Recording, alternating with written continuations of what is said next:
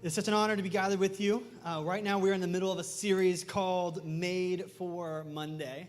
And this is our second of a three-part series. And we're talking specifically about this Old Testament command that comes from the prophet Micah. And we looked last week about how Jesus takes this Old Testament command and he actually echoes it. So it's not just for ethnic Israel under the Old Covenant. It's actually for all followers of Jesus. And so he calls us as his new people to follow in this Old Testament command. And specifically, last week we asked this question of what does God require? Okay, what does God require? And the prophet Micah put it this way. What does the Lord require of you but to, would you say these with me, do justice and to love mercy, another way of putting that, or kindness, another way of putting that is mercy. We say this last phrase with me, and to walk humbly. Or another way of putting that word is faithfully with your God. So this is a requirement in God's eyes, not a suggestion, but a requirement. And the context of this command was that at this time in ethnic Israel, those who had positions of power were leveraging that power in abusive ways. And so those in political power were extorting those that were without power. Those with wealth were using that to abuse those who were in poverty. And everybody was working together to exclude the refugees and the immigrants among them. And God looked at it and he said that the condition of his people, who were designed to be like a city on a hill, like a beacon, an example for the other nations to follow what justice looks like, God looked at what they were doing and actually called it cannibalism. It's this idea of literally consuming one another as we do acts of injustice. And so the people earlier in Micah 6, as we discussed last week, they're trying to get back in favor with God. And so they offer a bunch of suggestions, and all of those suggestions involve a temple practice. They want to bring an offering, a sacrifice to God. And so they keep increasing the sacrifice. We'll bring one lamb. Now we'll bring 1,000 lambs. And it gets progressively larger and larger as an offering that they'll bring to the temple. And God looks at them and says, the people that I'm raising are not temple-centric. They are not, in our language, focused only on what happens on a Sunday. That we discuss that as a people, what we do on Sundays is important, but who we are on Mondays is also important. In fact, our big idea last week was going to church matters, but being the church matters more. This is what God's calling his people to in Micah. It says, what I really want is for you to not only be in a seat on a Sunday, but when you're on the streets on a Monday to do justice and to love kindness and mercy and to walk humbly with me. Another way of saying is faith, real genuine faith, is made for Mondays. And we're going to keep building on that on the next couple of weeks. And specifically today, if you're taking notes, I just want to talk to you on the subject of what does it mean to, quote, do justice. What does that mean? Last week, we hit that first word kind of hard, the doing.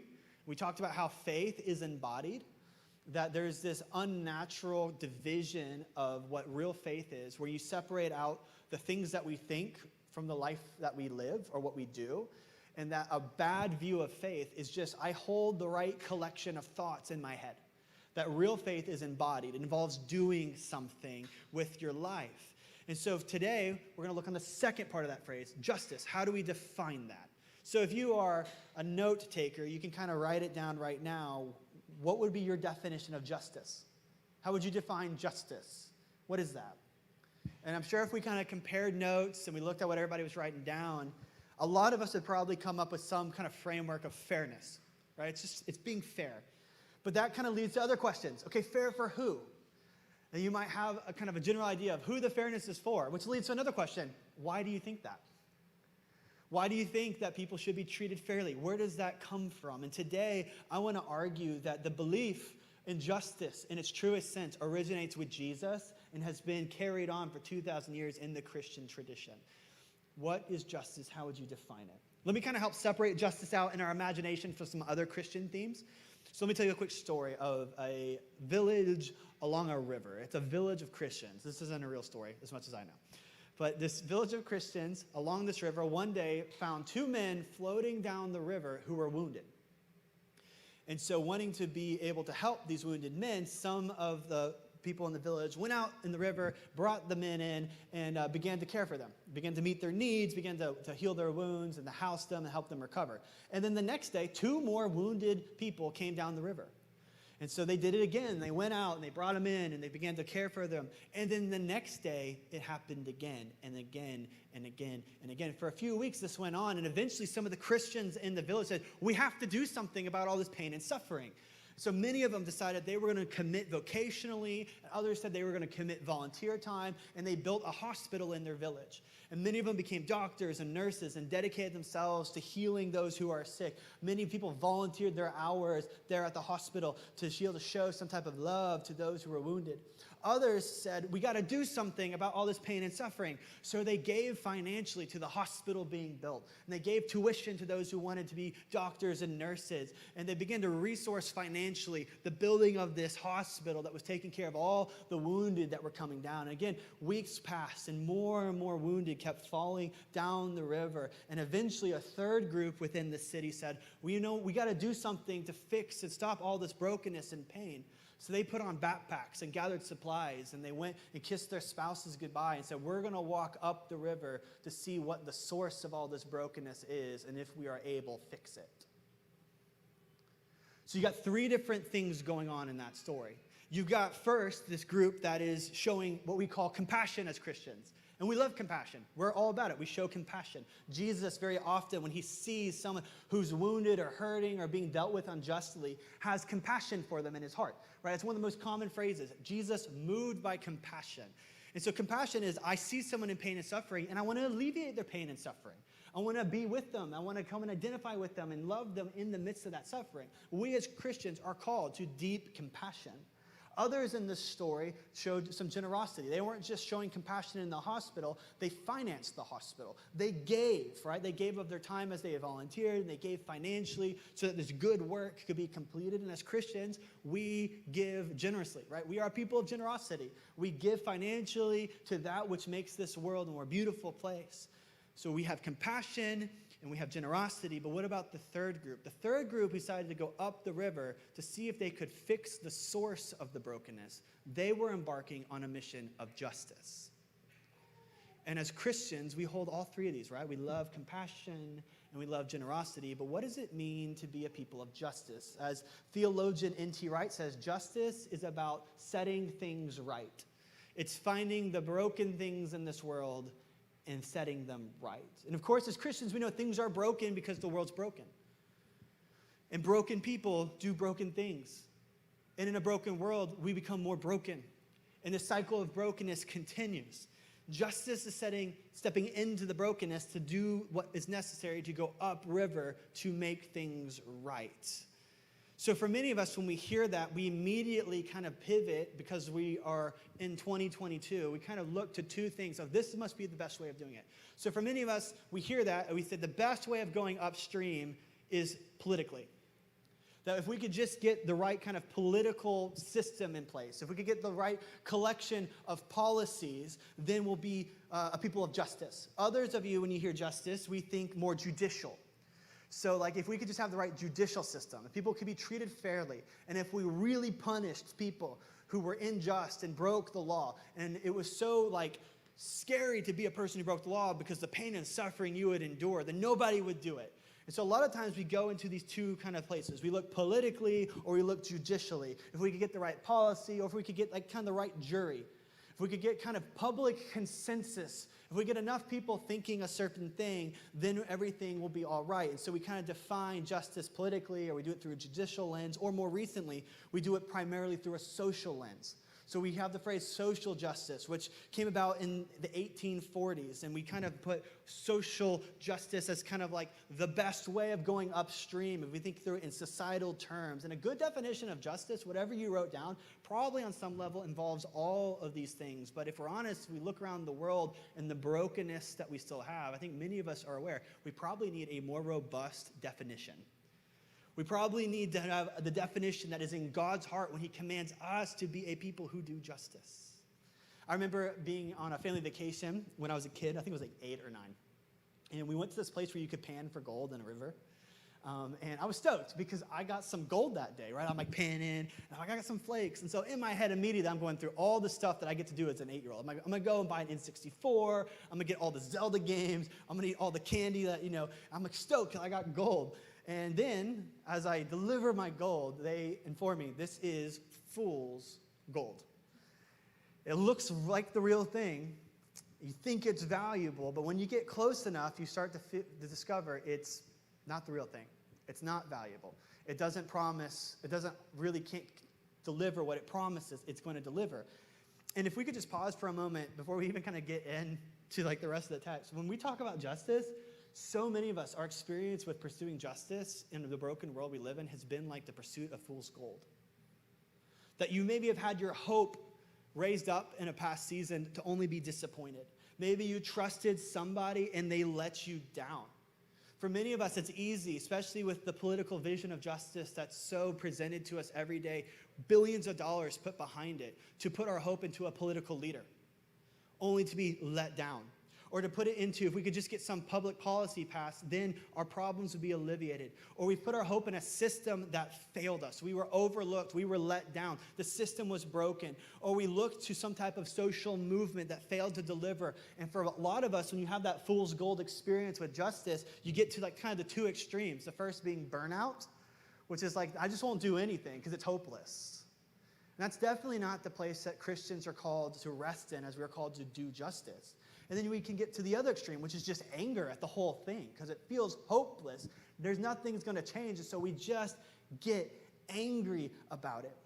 Interestingly, an author, his name is Jonah Goldberg, he writes for the LA Times, not a Christian.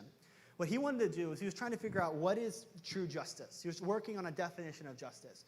And so what he did was he kind of embedded himself into a bunch of different movements across the country for several years. And he had this to say about his kind of experience of looking how justice is currently being lived out in the United States. He said it this way: what I found was one deposit after another of fool's gold.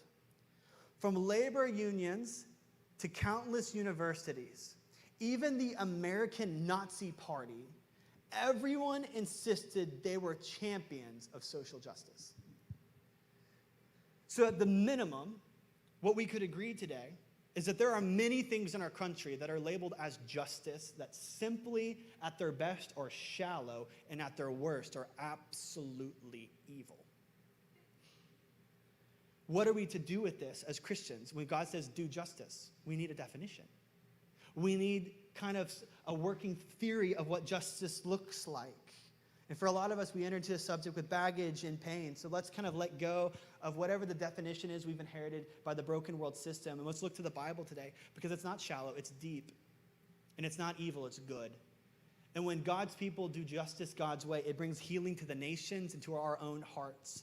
Because in God's kingdom, his vision of justice is bigger than whatever broken policies we currently have, and it's not decided by any human jury or public opinion. And he gave thus a promise as the church about what our fight versus injustice and evil looks like. He actually told his church, you'll overcome all of it.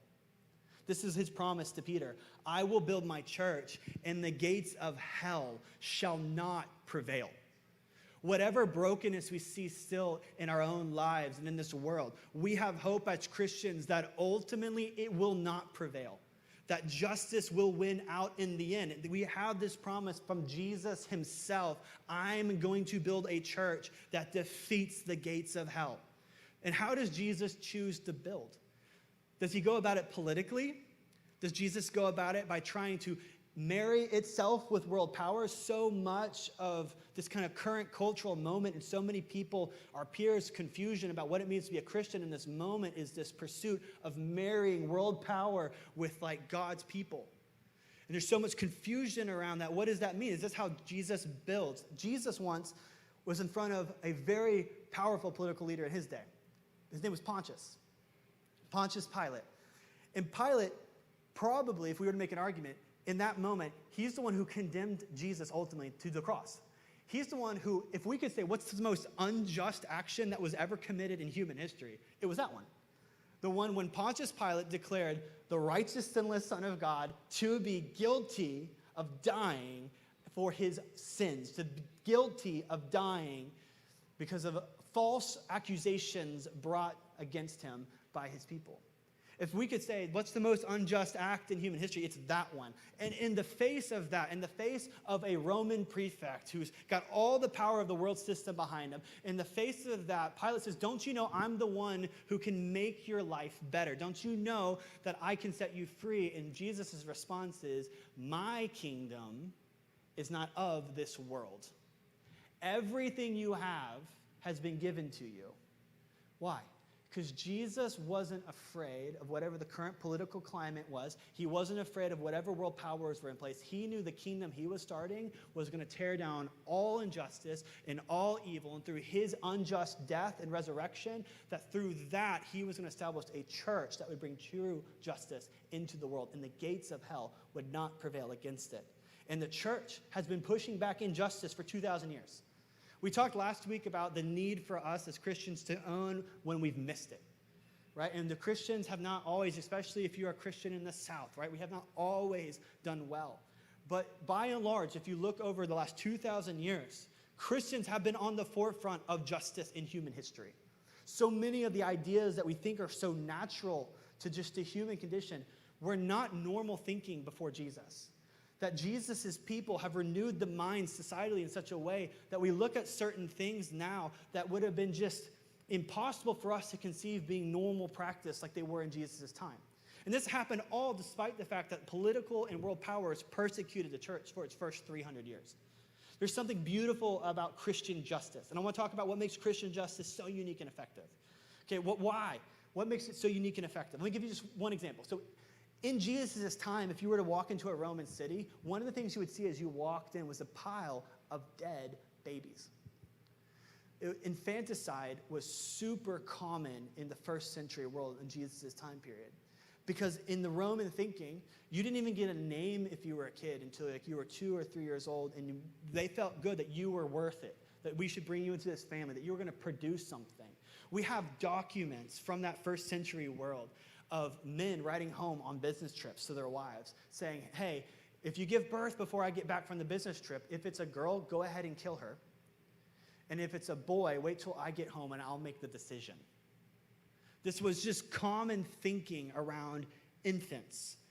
Christianity takes root within the Roman Empire, and within one generation, infanticide is ended as common practice.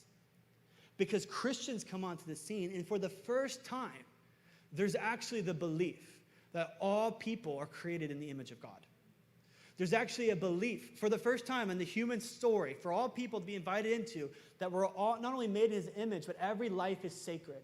And everybody has a right to life. And that everybody, those especially who cannot speak up for themselves, deserve someone to speak up for them and to be just. And so the practice was ended primarily through adoption and the renewing of the mind of the society at large as more and more people became Christians. We can look at our modern expression of hospitals. Goes back to Christian history. It was Christians who decided what would happen if we opened up places of healing for all people, not just those who are in the top, not just those who can afford it, not just for the wealthy. What would happen if we were not just concerned with making sure our own ethnic tribe received health and care? What if we created hospitals, healing centers for all people that we could show the love of Christ's healing ministry to? And that we see that tradition carried on today. It was Christians that created what we call universities or colleges. It was Christians who, when they would enter into a culture for the first time, would help that culture become illiterate. And statistically, nothing has been proven to be more effective of raising someone out of poverty than literacy. It's Christians who gave so many cultures a written language that they would go in and it would help because they wanted to be able to put the Bible in their language and be able to connect with them. It's Christians who started universities because they wanted to study what God had made, believing that science was a path to know God more. You have the great institutions on our own soil that were dedicated originally to the glory of God.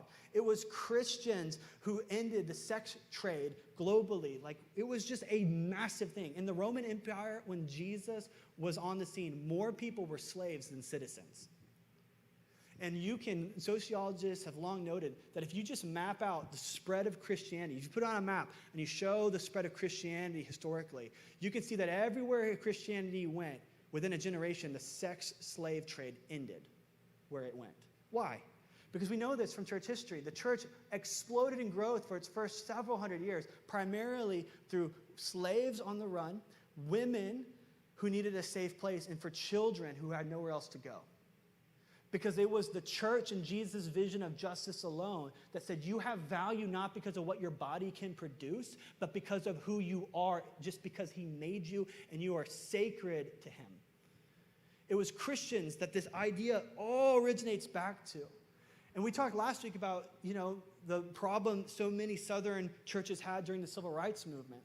But we can also just as much make the argument that it was Christians who were on the right side of the Civil Rights Movement trying to get the Christians who were on the wrong side of the Civil Rights Movement to get more in line with biblical thinking. We can look at examples like William Wilberforce, who ended the greatest kind of slave trade in the UK, that kind of whole region. He was not a Christian. He becomes a Christian, and all of a sudden, his eyes are open as he sits in Parliament to the great evils of trading people for personal profit. And he then makes it his life goal to end that, and he successfully does, as he rallied Christians to the cause to say all people are sacred and holy and made in the image of God, having value because of who they are, not what they produce. We don't use our power to dominate. We use our power to liberate. And this is the Christian tradition, that we see God's people, when they move into societies, they begin to change the policies and they begin to change the perceptions of the culture with which they have. Another way of saying that is they're salt and light. That where they go, things begin to change. And we obviously haven't always gotten it right, but at our best, the vision that Jesus gave us for justice is absolutely beautiful and compelling. And there is no other force in the history of humanity that has been more effective at bringing justice than the church. So this is my argument for what makes our great tradition that we get to participate and build on, the Christian tradition. What makes us so unique and so effective is what Jesus did and what he didn't do when he told Peter, I'm going to build my church and the gates of hell won't prevail. Because if we could clarify it, Jesus didn't give us a policy or a jury. That's not what he was doing. Jesus released a people of justice. That it's the people that embody justice, that live as salt and light, that is not fool's gold. It's the hope of the nations. That the policies will come and go. That the jury and the popular opinion may be this or that. But God's people, anchored in truth, are the thing that Jesus released on the scene. It's a people that he's given to be justice, salt, and light in the face of the world. And I want to give you 4 reasons why, as a people, we've been unique and effective. And my hope is that as the City Church, we would be more effective than ever before in the doing of justice in our time. Here's the first reason why Christian justice is so unique and has been so effective, as Jesus has released us as a people of justice. First, Christian justice rightly identifies the problem. So there's a lot of different definitions of justice, but why do we need it? What's broken? What's the problem? Christian justice rightly identifies what the problem is. When you wrongly identify what the problem is, that's where you feel like a pursuit of fool's gold. That's where you put your hope into a policy or a person outside of Jesus. And to be clear, the scriptures are clear. Government's good. Like, it's a tool that God uses. So, like, if you're into politics, cool, we need you. We need salt and light everywhere. If you're into participating in social movements, cool, we need you. We need salt and light everywhere. Okay, government is good. The scriptures command us to pray that the government would be just and that would let us live in peace. All that is good. But we understand that the true problem that needs to be addressed, no politic and no policy can fix it. No amount of Twitter shame can actually change or fix what the problem is. The brokenness of the human heart. Interestingly, there's a woman, her name's Beatrice Webb. She was the architect of the social welfare system for the United Kingdom. And she's a humanist. And so what that means is that she ultimately believes that if all humans kind of come into alignment, if we could kind of have the right policies we agree to, if we could just have the right kind of belief that we all kind of agree in, then what will happen is that humanity has it within ourselves to fix the brokenness of humanity, right? So this is the humanist position. And so she just gave herself to that. And writing after decades of working for the betterment of society, this is what she had to say. And I want you to kind of catch the conclusion she came to. This is her writing her diary. I have staked all on the essential goodness of human nature. And now, 35 years later, I realize how permanent are the evil impulses and instincts of man. how little you can count on changing some of these.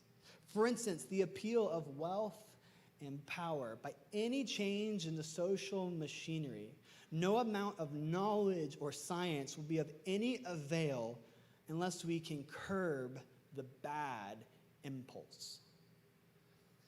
So this is a woman, humanist, giving herself to justice from the human perspective, coming to the conclusion that no matter how much you tweak the policies, no matter how much you work on trying to get social opinion moving in the right direction, that all those tweaks, the evil just emerges somewhere else in the system.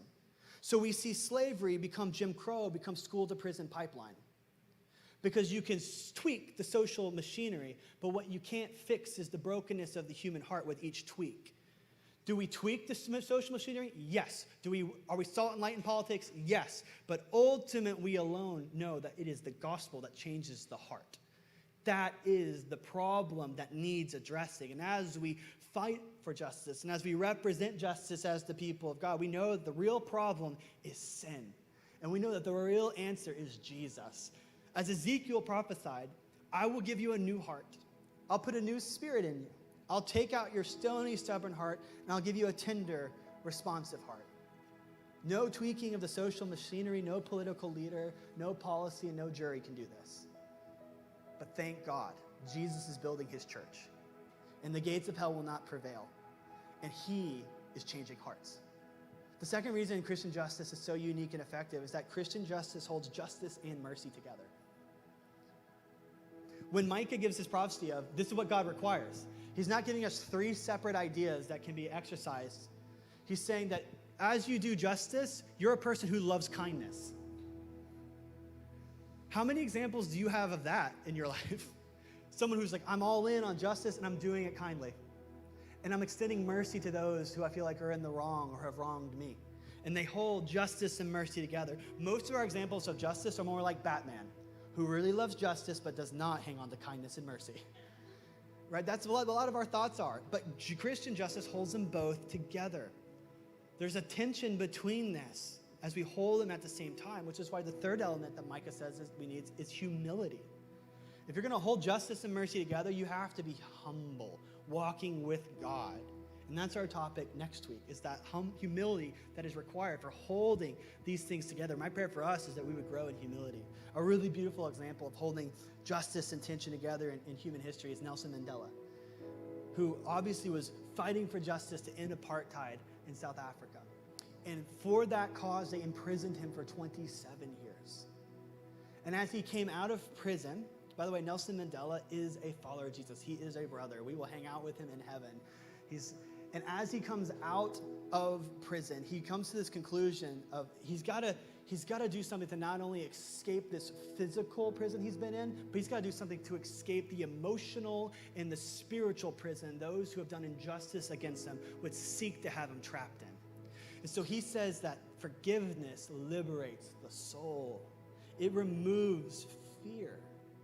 That's why it's such a powerful weapon. Maybe the most misunderstood weapon in our fight for justice is the giving of mercy. That as Christians, we are unique because we hold justice and mercy together. And we can do this because as we walk humbly with God, we understand what the end of the story is. We understand there's a judgment. There's a day where our God makes all things right. That at the end of that judgment, none of us are going to feel like we were shortchanged. None of us are going to look at how the king deals out justice and go, but there's still something left to be done. He will make all things right in the end, and we will all go, what a just and kind king who holds justice and mercy together. And for us as a church, we have to learn how to meet in the middle of the doing of justice and the loving of mercy. So maybe you're more of I love the doing of justice, but you got to kind of grow into being kind and loving mercy, especially with those people that have opinions different than you. Others of us, we love mercy and kindness, but if we're honest, we just don't want to rock the boat. And God's calling us to meet in the middle and to mix some things up so that we can be salt and light. This is the way Isaiah puts it. He says, learn to do right. Seek justice. Defend the oppressed. Take up the cause of the fatherless. Plead the case of the widow. Notice, these things are things you have to learn how to do. These are not things that come naturally to any of us, that there's growth required. So my prayer for us is as we grow to meet in the middle, that we would learn to hold justice and mercy together. And my experience is that if you've gotten the privilege of sitting in a seat that is really, really blessed, you have to learn how to meet in the middle of doing justice, of taking on problems that are not your own, to love your neighbor as yourself. And if you have been oppressed and you have been hurt and you have been dealt with unjustly, you have to grow and learn how to extend kindness and mercy as Jesus did, the one who was dealt with most unjustly, as our primary example on what it looks like to hold justice and mercy together. And all of us, we get to meet in the middle and sit at the same table, because the third thing that makes Christian justice so unique and so effective is that it's marked by Christian unity. That we see people who should not be sitting together. We see a tribe and a family emerging out of a cultural context that outside of Christ is simply not possible. A world that rejects the division that is in the host culture around them and unifies around a greater vision. The reason why there's so much division in the world is because they have competing visions of justice. But we as the church, we don't have competing visions. We have actually a unified vision. In the words of Jesus, he said it this way: "Our Father in heaven, hallowed be your name, your kingdom come, and your will be done on earth as it is in heaven." So we have this unified vision. Is what's happening right now in front of me the way it's done in heaven? No. Okay, there's an invitation for love and justice and mercy and humility to be expressed, because God wants this place to look more and more like that place. So it's a unifying vision that Jesus taught us to pray, "Our Father," not "my Father." That we come to the table and to this family as siblings, taking on one another's burdens, learning to listen to one another, sharing our Father's vision of on earth as it is in heaven. The early church did something that was so incredible to like the surrounding context around them. There's this concept of the agape feast, or the love feast. We see it referenced in the book of Jude. It's what Paul's correcting to the Corinthian church. You see it first starting in the book of Acts when the church got together. And what it is they would get together in homes to break bread with generous and sincere hearts, or generous and humble hearts. And something about that, the next sentence, "and the Lord added to their numbers daily." There's something about just the sheer act of meeting around the table in each other's homes to share a meal together that was so striking to the culture around it that people were added to their number because it was so unique and so different. They were practicing hospitality. The word hospitality in the New Testament is philoxenia. It literally means loving the stranger, or loving someone who's different than you. And they were just expressing hospitality. For years, this group didn't eat with this group, but now we're at this table. For years, this gender couldn't be taught, but now Jesus has said everyone can be taught. For years, these kids didn't have value, but now they sit at this table because they do have value. And the culture around saw this philoxenia being expressed, and it called to them that there must be something greater happening in them. The opposite of philoxenia is a word you've probably heard. It's xenophobia. It's the fear of the stranger, or the fear of someone who's different than us. And the Christians said, no, we practice philoxenia, loving the person who is different. How? I don't know if you ever thought, like, how could we even do that today? Because I don't know if you noticed, but it turns out Christians liked each other a lot more before social media. There's a lot of reasons floating around for us not to gather in unity around the table. What does it look like for us to do that? For us to model hospitality and justice for our city around the table. And I'm going to say my hope, and the reason why I'm optimistic we can do this, is because we have the same Father and we share his vision. This is what Jeremiah the prophet says, talking about a just king in his day. He gave justice and help to the poor, the needy. Everything went well for him. Isn't that what it means to know me, says the Lord? Another way to think about this is that if you truly know God, you join him in his justice work. This is what it means to know God. Knowing God enables our unity. It allows us to come to a table with a primary allegiance to Jesus and let everything else kind of find its place.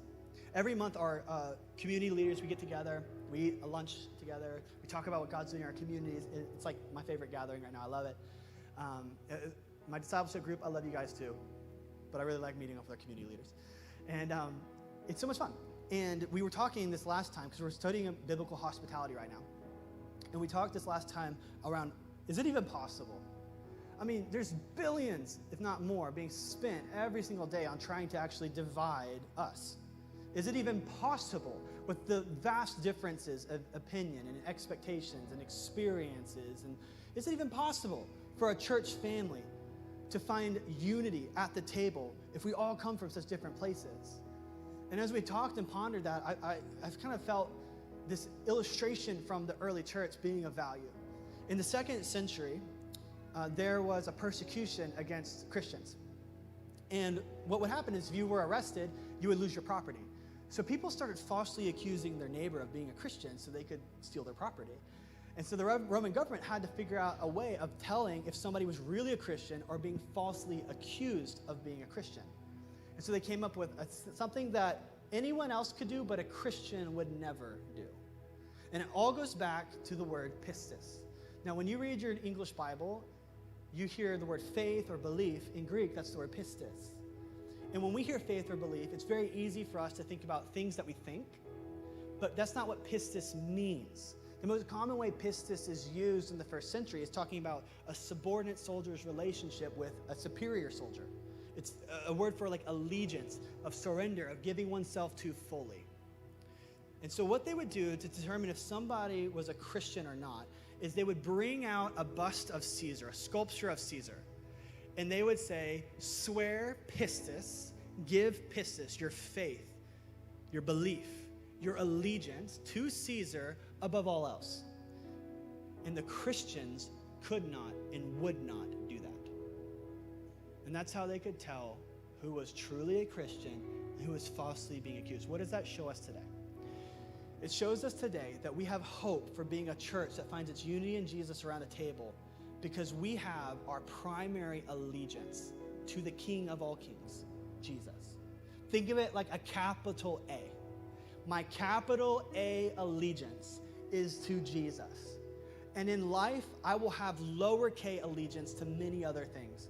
And I pray as a church, we are salt and light, and we are engaged in many other things. If you're into politics, thank God, we need you there.